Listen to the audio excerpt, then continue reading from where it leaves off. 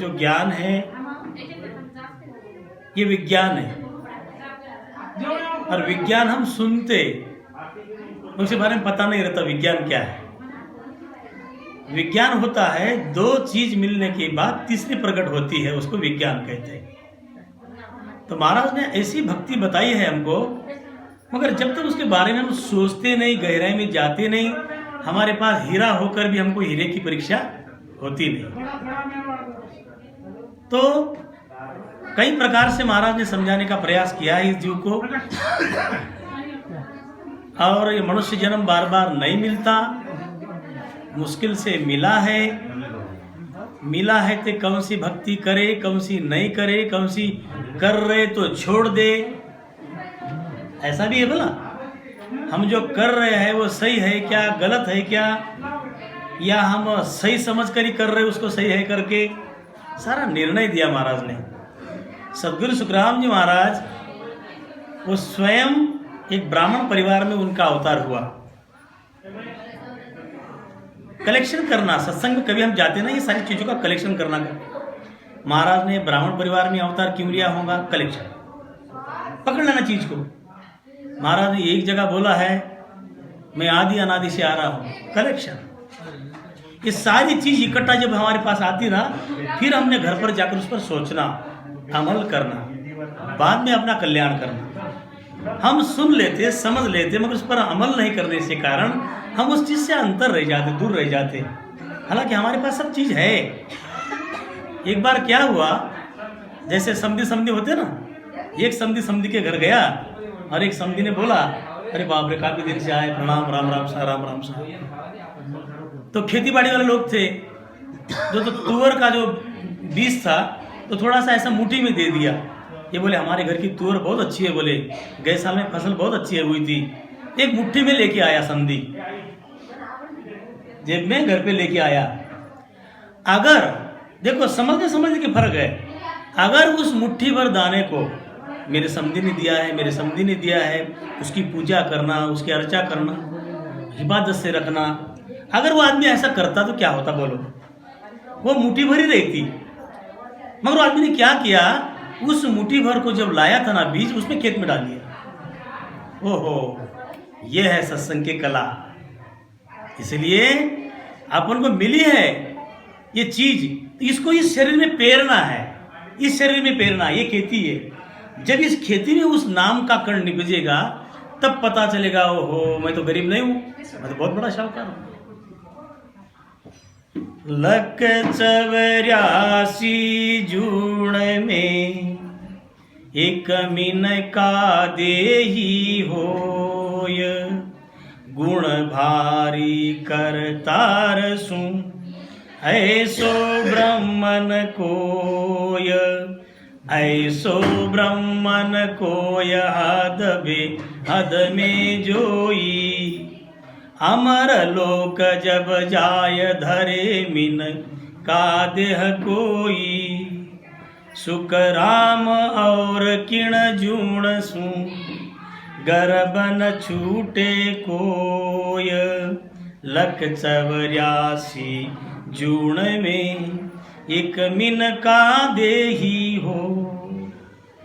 बाणी में लिखा है, और उस बात का हम अर्थ करेंगे। आप महाराज ने बाणी में लिखा है, देखो महाराज की बाणी घर में रखना, प्रणाम करना, हमने समझना हमारा बस नहीं है, बराबर है, बहुत अच्छी बात है। अब भगवान कृष्ण की फोटो की पूजा चलती है, बाहर में फोटो की पूजा चलती है, मगर गीता में जो लिखा है अगर वैसा हमने नहीं रहा फिर क्या पूजा हुई? क्या वो नहीं हुई। मतलब मानना और जानने में फर्क है। जो लिखा है उस चीज को अगर हम मानते हैं तो सच्चे हम रास्ते पर है। लक 84 जूण में एक मिन का देही होए। सदगुरु सुखराम जी महाराज कह रहे हैं 84 लाख योनि है। कितनी? 84 लाख योनि। 84 लाख योनि में एक मनुष्य देह ही ऐसा है कि जिसमें गुण भारी है। अब 84 लाख योनि हमको मालूम होना चाहिए। जितना हम ऐसा डीप डीप डीप डीप जाएंगे तब पता चलेगा ओहो ज्ञान इतना ऊंडा है। हाँ, तभी तो समझेगा। हमारे दिमाग के दरवाजे जब खुलते हैं तब पता चलता है कि लक 84 में तो खाली हम खुद को लक 84 में समझ रहे, पशु पक्षी को लक 84 में समझ रहे, कीड़ा कीटों को पशु पक्षा को समझ रहे, ये 84 योनि में है, मैं 84 में हूँ, पक्षी 84 में है, कीटक 84 में है, और देवता की हम भक्ति करते। सदगुरु सुखराम जी महाराज कहते हैं देवता भी 84 में है। ओहो, मुझे तो समझ रहा था भाई ये भक्ति है, नहीं, भूल है। लक 84 का जो चक्र है ना, ये इसमें स्वर्ग, मृत्युलोक, 3 लोक, 14 भवन सब आ गए। उसके परे की बात कर रहे महाराज। मतलब अमर देश अगर आना है, मेरे देश में आना है, देखो ना, सबको मालूम है शरीर मरता है, जीव कभी मरता नहीं। फिर हमारा कोई कर्तव्य नहीं बनता।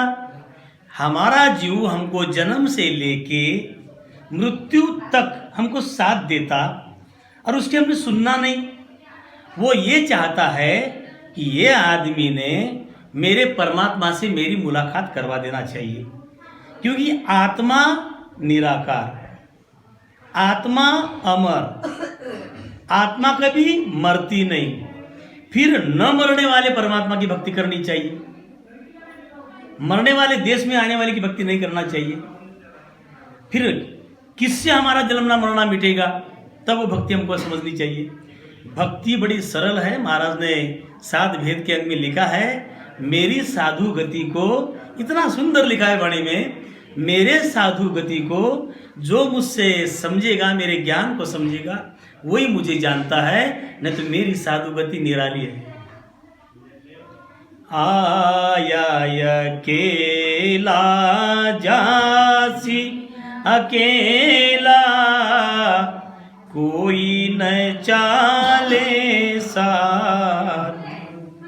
आया अकेला जासी अकेला, कोई न चाले साथ। तेरी छोटी सी उमरिया, बातों बातों में बीत जाए रे। तेरी छोटी सी, गाओ, बातों बातों में बीत जाए रे। नर अब क्यों चेते नाय रे। संत लोग हमको रोक लगाते बातों पर। हम लोग जो बातें करते हैं ना, ये बातें हम इसी जन्म में कर रहे क्या? जब जब जिस जिस योनि में हम जाते ना, वहां हम बातें करते ही। फिर महाराज ने रोका क्या, बात मत करो, करो ना, मगर काम किए करो। मुश्किल से मिला है मनुष्य जन्म। अगर इसको बाता बाता में हम गमा देंगे ना, मेरा भाई ने बड़ी डांट लगाई है, चाटा मारा है सहेलियों को। क्या बोला है, क्या बाया, इतनी बाता। जिस बात के लिए हम आए हैं वो तो बाता कब करेंगे। मेरा भाई कहती है, घर में बाता बाहिर बाता, बाता पानी जाता। घर बाहिर बाता, बाता पानी जा।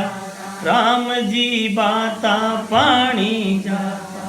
ये बाता तारी कदिहन कूटे, ये बाता तारी पड़े जमरी लाता। बाया सुनो ये बाया सुनो तो सही, राम जी दयालु न भूलेगी।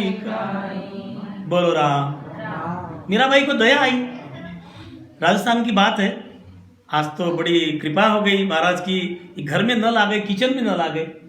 पहले बहुत हालत खराब थी राजस्थान में, बड़े बड़े दूर दूर कुएं पे हमारे बाया लोगों को जाना पड़ता था। गुंडे गुंडे कुएं थे।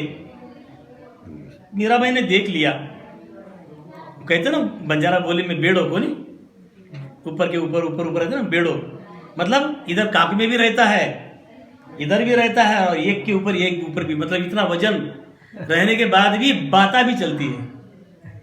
तो मीरा भाई पीछे से आ रही थी, एकदम से सामने आ गई। क्या बाया, घर में ही बाता, बाहर भी बाता, बाता पानी जाता, क्या आपको भारी नहीं होता? अरे एक दिन ये बात तुम्हारी छूट जाएगी, श्वासा छूट जाएगी और यमराज आ जाएगा। फिर क्या इस बात के लिए हम आए थे? मतलब जिस चीज के लिए हम आए थे दुनिया में, उसको हम भूले चले जा रहे हैं। इसलिए अनंत सुख सम्राट सदगुरु सुखराम जी महाराज ने ब्राह्मण परिवार में अवतार क्यों लिया होगा? सोचने की बात है। उनको मालूम है कि पूरी दुनिया में हम हमारे परिवार में बुजुर्ग ने चाहे कितना भी हमको समझा दिया, उसकी बात हम टालेंगे, मगर पंडित की बात मानेंगे। महाराज को लगा अगर इतना भरोसा है पंडित पे, तो क्यों ना मैं भी पंडित के घर में चला जाता हूं। उनकी ज्यादा ही मानते ना, देखो क्या करेंगे भाई, इनकी मानते हो तो मैं उनमें अवतार ले लेता हूं। तो सुखराम नाम का बच्चा था, वो तो मर गया था, बड़ी हिस्ट्री है, काफी लोग जानते हैं, इसलिए शॉर्ट में लेंगे। तो सुखराम नाम के बच्चे में उन्होंने अवतार ले लिया। चलो इनकी तो मानेंगे, इसलिए एक बात ये, हाँ। और दूसरी बात, सदगुरु सुखराम जी महाराज ने अपना फोटो छोड़ा नहीं। सही में अगर दिल में सोचकर आप बताए, कितने बार हम सोचते इस बारे में? कभी नहीं सोचा।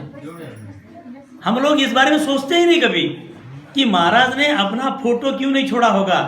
सभी संतों के फोटो है। महाराज को जाने में 200 साल हो गए। 200 साल पहले कैमरे नहीं थे? 1700 से कैमरे है, उसके पहले से कैमरे हैं। सदगुरु सुखराम जी महाराज ने अपना फोटो क्यों नहीं छोड़ा होगा? क्या त्याग है महाराज का, क्या महात्याग है। एडवांस टेक्नोलॉजी है महाराज की। कंप्यूटर तो आज आया, महाराज की टेक्नोलॉजी पहले की एडवांस की है। महाराज ने फोटो इसलिए नहीं छोड़ा, गूगल मैप अभी आया, ये गूगल मैप छोड़ा महाराज ने। अगर गोवा जाना है तो गूगल लगा लो, गोवा पहुंच जाएंगे। गूगल ने आज लाया। सदगुरु सुखराम जी महाराज ने आध्यात्मिक युग में गूगल मैप छोड़ दिया, यानी ग्रंथ छोड़ा, फोटो नहीं छोड़ा। बड़ी विशेष बात है। अगर मैं फोटो छोड़ता हूं, ऑलरेडी दुनिया के अंदर फोटो बहुत सारे हैं, सबकी पूजा हो रही है, उसमें मेरा भी नंबर लग जाएगा, मेरी फोटो की पूजा शुरू हो जाएगी। मगर महाराज को मालूम है फोटो के पूजन से मैं नहीं मिलता हूं। अच्छा, ऐसा भी नहीं बोला कि सुखराम सुखराम सुखराम करना करके, नहीं, वो तो स्वयं परमात्मा है। जम जालम की त्रास सूं, हंसा करी पुकार। जम जालम की त्रास सूं, हंसा करी पुकार। सुखिया सायब आविया, ले जन को अवतार, ले जन को अवतार। बोलो राम। सदगुरु सुखराम जी महाराज कह रहे हैं, तुम लोगों ने मुझे बुलाया। मतलब हमको ही मालूम नहीं कि महाराज बोल रहे ग्रंथ में कि हम लोग जो सब बैठे हैं ना, वो हमको बोल रहे हैं। हम पढ़ते ना क्लास में, कौन कोणास बना ले। ग्रंथ सुनने के समय में हमने हमारा रोल रखना कि मैं सुनने वाला हूं और सुखराम जी महाराज ग्रंथ है। अगर इसमें महाराज किसी मन को बोल रहे हैं, वो मन मैं हूं और ग्रंथ सुखराम जी महाराज है। ऐसा अगर समझ के समझते ना, ज्ञान पूरा उतरता। अगर वो गारा होता ना, वीट का गारा, पहले उसका क्या आकार होता है? कोई आकार नहीं होता। अगर वो साँचे में ढल जाती है, उसको वीट बोलते हैं हम लोग। कब बनी वीट? वो ढल गई उसमें। इसी तरह अगर हम परमात्मा के देश में जाना चाहते हैं, इस साँचा में ढलना होगा, तब हमारी वीट बनेगी, तब वो बंगला बनेगा। उसमें कोई शंका नहीं। तो महाराज कहते हैं, हम लोगों ने महाराज को बुलाया। कब? जम जालम की त्रास सूं, हंसा करी पुकार। यमराज की मार हम बहुत खा रहे थे, 84 लाख योनि में भटक रहे थे, यमराज मार रहा था। तब हम परमात्मा को हाथ जोड़े और परमात्मा को दया आई और सुखराम नाम के बच्चे में प्रवेश कर दिया।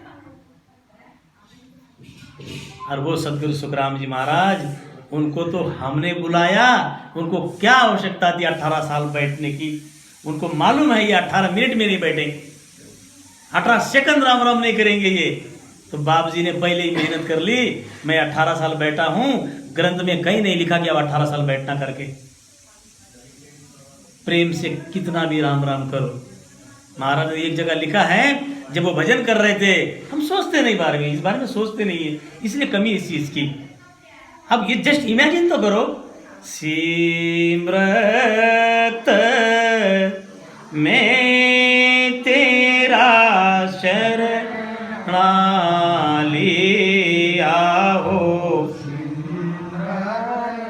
मैं तेरा शरणा लिया, ज्ञान सुनो गुराजी रामुख,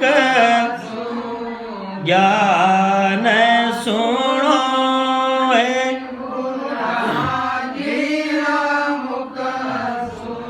तब मेरा मन बिया होसी, मैं तेरा शरणा लिया होसी, मैं तेरा शरणा। बोलो राम। ये पद उस समय का है कि महाराज जब भजन को बैठे और भजन कर रहे 18 साल बीत गए। हे परमात्मा, मैं तो तेरा भजन कर रहा हूं, तो कभी कभी छोटे छोटे बच्चों को भी, चाहे हम लोगों को भी कभी लगता होगा ना कि राम राम कितना करना पड़ता, कितना करना पड़ता। महाराज तो 18 साल किए, तो महाराज ने हमारे तरफ से परमात्मा को रिक्वेस्ट करी है। उनको मालूम है मेरे बच्चे इतना राम राम भजन नहीं कर पाएंगे, कि कितना करना पड़ता है। इसका क्या जवाब है? 1 घंटा, 10 साल, 20 साल, 50 साल, या मिनट 2 मिनट, कितना करना पड़ता। देखो ना जवाब महाराज की वाणी में क्या है। महाराज कहते हैं, हे परमात्मा, भजन कितना करना पड़ता। जिस बाप जी ने 18 साल किया, वो कहता है कितना करना पड़ता, और जो बस 10 मिनट करता होगा उसके लिए फिर बहुत कुछ करना पड़ता।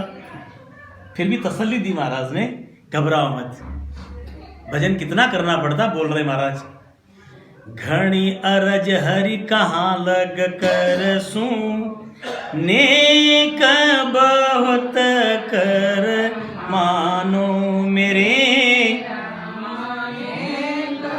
बहुत कर मानो, चित कर आवे छेक जमले को, चित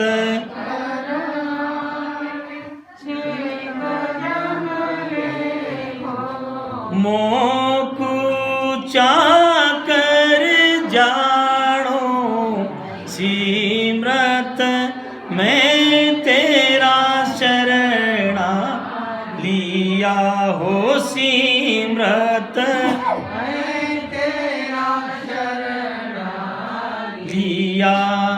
बोलो राम। देखो महाराज ने क्या बोला अभी, घनी अरज हरि कहाँ लग करसूं, मैं राम राम राम राम राम राम कितना करसूं, कितना करूं। हे परमात्मा, नेक यानी थोड़ा सा, और बहुत कर मान लेना। क्या बात है, इसको कहते बच्चा। ऐसा बच्चा बनना पड़ता हमको, तब परमात्मा सुनते। हे परमात्मा, मैं जितना भी कर रहा हूं बड़े दिल से कर रहा हूं, मुझे नहीं मालूम आपका गाँव, मुझे कुछ नहीं मालूम परमात्मा, बस मैं तो आपकी शरण में हूं। और महाराज ने इस चीज के लिए लिखा है वाणी में, साम्य संवाद के अंग में, जो जीव, जो हंस मेरी भक्ति को, मेरी इस बात को, इस ज्ञान को जानता है, समझता है, वो मेरा शिष्य है। महाराज ने जब शिष्य बना लिया, महाराज को कोई महाराज रहता क्या? साहेब का कोई साहेब रहता? जब इतना बड़ा मालिक सदगुरु सुखराम जी महाराज हम सबको बोल रहे हैं, मेरे ज्ञान को जो समझ के धारण करता है और समझ के मेरी भक्ति करता है, वो सब के सब मेरे शिष्य है। जब इतने बड़े मालिक ने हमको शिष्य बना लिया, यही उपकार हो गए। और हमारे लिए अमर लोग यही है आज, उन्होंने शरण में ले लिया, नहीं तो शरणा नहीं देता कोई। मालूम है कबीर साहब को कितनी तकलीफ गई गुरु बनाने में, शिष्य नहीं बना रहे थे कोई। यहां तो बिल्कुल सहज में महाराज ने बोल दिया कि तुम मेरे सब शिष्य हो। कितनी ऊंची चीज़ है। इसलिए सदगुरु सुखराम जी महाराज के भाव को समझिए। कृपया यही अभिलाषा करते हैं, एक पद गाएंगे सबने गाना साथ में, उसका विचार करके हम आगे विचार करेंगे और अपना कल्याण करने में कोई शंका नहीं रखेंगे। बस यही अभिलाषा करते हैं। बोलो राम। प्राणी